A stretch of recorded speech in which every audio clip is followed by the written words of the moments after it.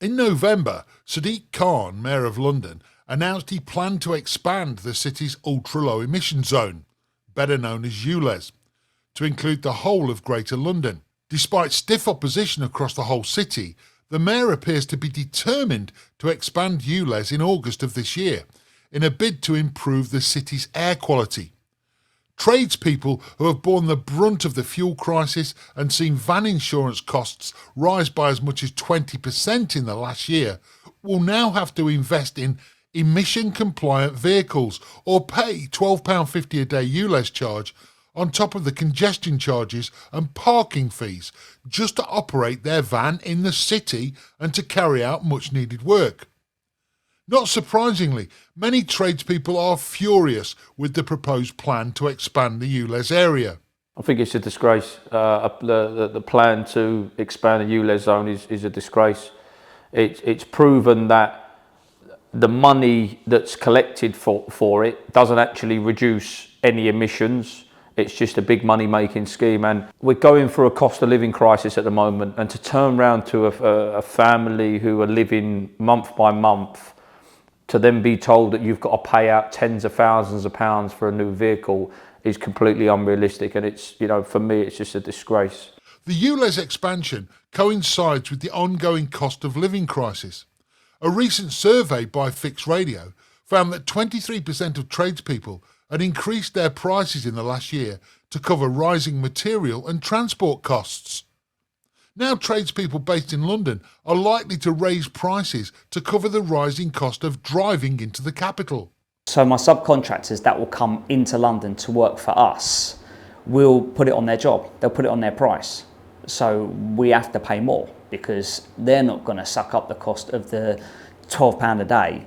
So they put it on their travel cost, which in turn puts it on us, which in turn puts it on the client. So again, you have to factor that in. So someone's got to pay, someone's got to lose out. We would put any congestion charges or any other charges onto our customer, and sometimes what that can do is it can make our quote seem or our invoice seem excessive as a result of these additional costs of parking, ULEZ, congestion charge, etc.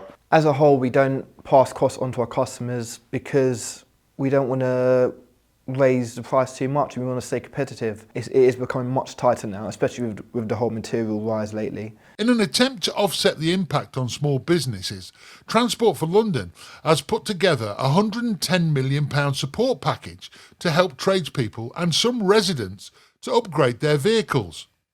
However, many tradespeople question how effective the scrappage scheme will actually be.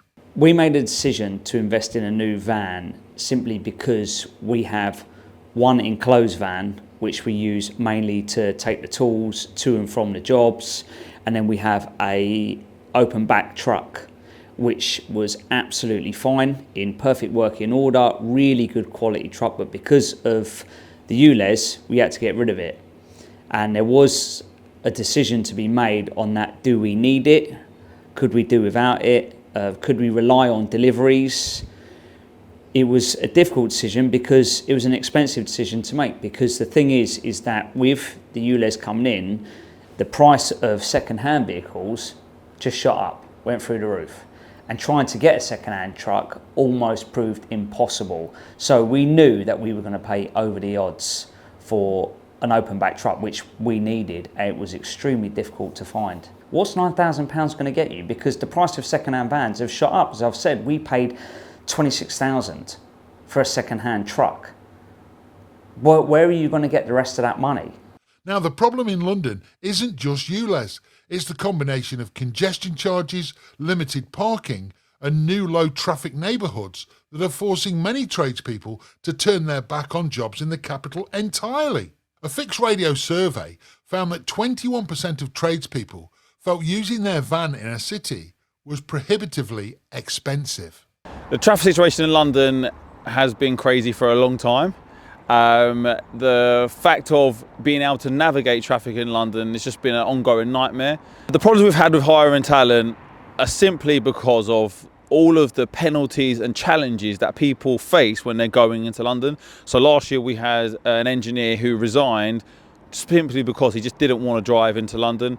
The traffic, parking fines, obviously we've got the ULEZ, but just generally the sort of war on motorists, people just didn't want to do it. And even when we're trying to hire now, people are saying, if you're working in central London, I don't want the job. I'd rather work on the outside of London where I can earn similar sort of money without all the stress. The extra travel charges are pushing people outside of London. So as a whole, it's harder to get a tradesperson in London because people want to move to rural areas where it's easier, where there's not these restrictions in place. So it's just causing segregation overall. ULEZ as a whole, I get it.